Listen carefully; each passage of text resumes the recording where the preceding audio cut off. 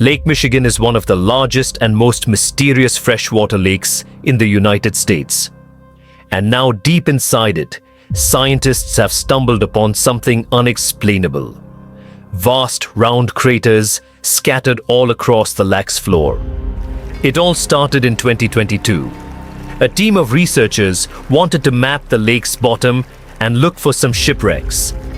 At first, they were sure it's going to be just some typical rocky terrain or sandy patches. But what they saw on their sonar screens stopped them. Cold, strange circular shapes that looked almost too perfect to be natural.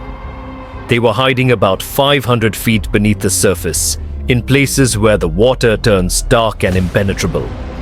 Those guys are huge, ranging from 300 to 600 feet wide. They also plunge nearly 40 feet deep, and there are dozens of them neatly arranged like some footprints. But the team had no idea what these things were. Then, in August 2024, the mystery only deepened. Using a remotely operated vehicle, they got a closer look at these formations. There were about 40 of them. No one had ever seen anything quite like this before in the Great Lakes. What could have created those craters? Could they be ancient? Perhaps remnants of some geological event lost to time, if that's the case. It's weird how long these holes have likely been sitting there, undisturbed. Theories started popping up. One possibility was that they could be sinkholes. Or doling. Those are basically holes that suddenly appear in the ground when the surface layer collapses. The rock beneath the surface, often made of limestone, gets slowly dissolved by water, over time creating voids underground when the surface of those voids can no longer hold its own weight. It caves in, and this forms a hole. Think of it like when you poke a straw through the lid of a drink. Sink holes can be small dips or huge, spanning up to 2,000 feet. They can happen gradually or all at once. Sometimes they can swallow entire cars or even buildings. And Lake Michigan sits on limestone bedrock. It erodes pretty easily when water flows through it. Sinkholes like these have already been found in Lake Huron, and they look kind of similar, but there are some plot holes. No pun intended with this theory. For example, it's wild how they all would be so huge. It's also weird and pretty rare for sinkholes to occur in a lake bed.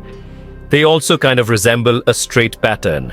They seem to extend generally southward, forming a loose line, which is pretty weird. If these are sinkholes, then they're definitely not playing the usual geological rules.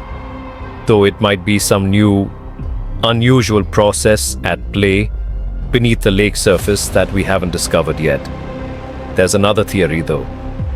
Glaciers are wild rivers of ice. They covered much of the Earth during the last ice age, and they're incredibly powerful.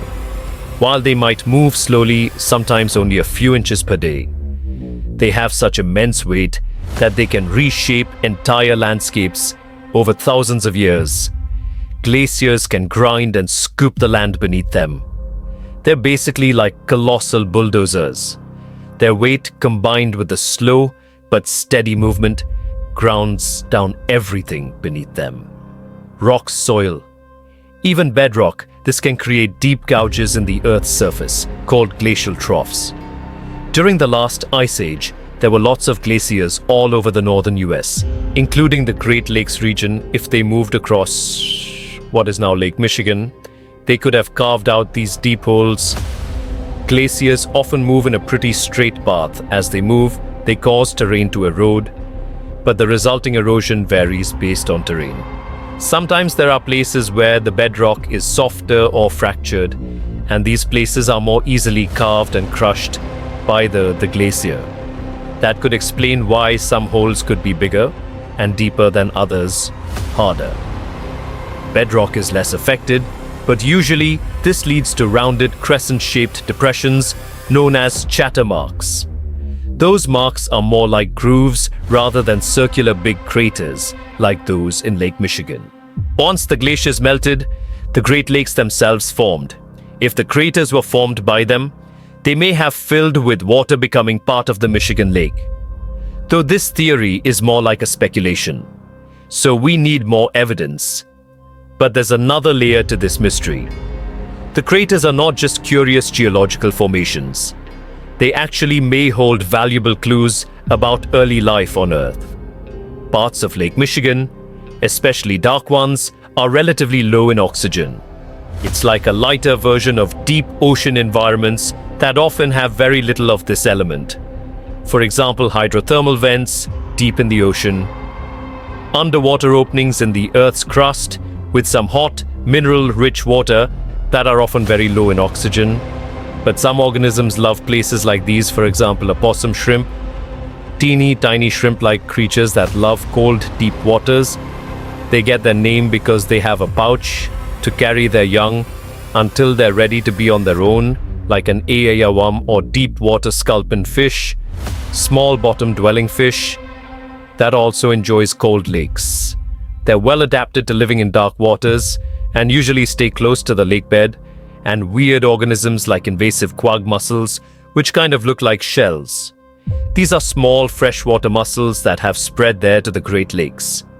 They attach themselves to hard surfaces and can cause problems for ecosystems by competing with native species for food and space.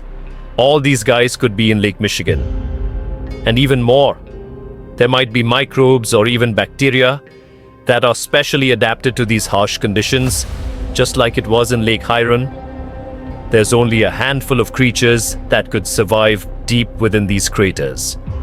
And studying them could give us insight into how life once flourished in Earth's ancient oxygen-poor oceans. That's because it's in places similar to these where some of the earliest life forms thrived. Early Earth had an atmosphere with little oxygen. Although it was much more hot and ancient, microbes adapted to this. The Great Lakes, especially Lake Michigan, have always had a bit of a ghostly reputation. Like even this mission was organized to study the shipwrecks. There were about 6,000 of them. In the Great Lakes, many of these wrecks are still sitting on the lake beds, preserved by the cold, fresh waters, and shipwrecks aren't the only strange things tied to the Great Lakes. Over the years, there have been stories of unexplained disappearances. Boats and even planes have vanished without a trace. The lakes, often calm on the surface, can suddenly turn dangerous with unpredictable storms and massive waves leading to these mysterious events. Not even mentioning all the creepy stuff people noticed there over the centuries, such as ghostly lights above water or bizarre weather patterns, like eerie sudden fogs that seem to appear out of nowhere. In 2007, they even discovered some prehistoric structure that looks like Stonehenge there. Well, it was way smaller, but still it lay about 40 feet below the surface in the heart of Grand Traverse Bay. And it's speculated to be about 9,000 years old. Way older than Stonehenge. Looks like this is a print of those who lived in the area thousands of years ago. These massive stones are arranged in a careful winding pattern, stretching over a mile. They range in size from basketballs to compact cars, but one in particular stands out a boulder. 3.5 to 4 feet tall, 5 feet wide. It's etched with the image of a mastodon, a creature that roamed the earth about 11,000 years ago before it went extinct. It probably sank there during the end of the last ice age. We mentioned this period had reshaped the region. This place is underwater now, but back in the day it was still dry land, so the stones were probably created by people who lived there. Though we're not sure why were they used as hunting blinds, or was it some sort of an ancient calendar? Who knows? Only about 15% of the Great Lakes floors have been explored. Now scientists are gearing up for a deeper dive into this mystery, both literally and figuratively. They want to analyze the lake bed surrounding the craters, hoping that maybe something in the environment around them might have caused them to appear. They have initiatives like Lakebed 2030, These missions should map the entire underwater landscape. This would help us learn tons of interesting stuff about Lake Michigan and our planet's past. Who knows what other secrets these dark waters hide? That's it for today. So hey, if you pacified your curiosity, then give the video a like and share it with your friends. Or if you want more, just click on these videos and stay on the hidden info secrets.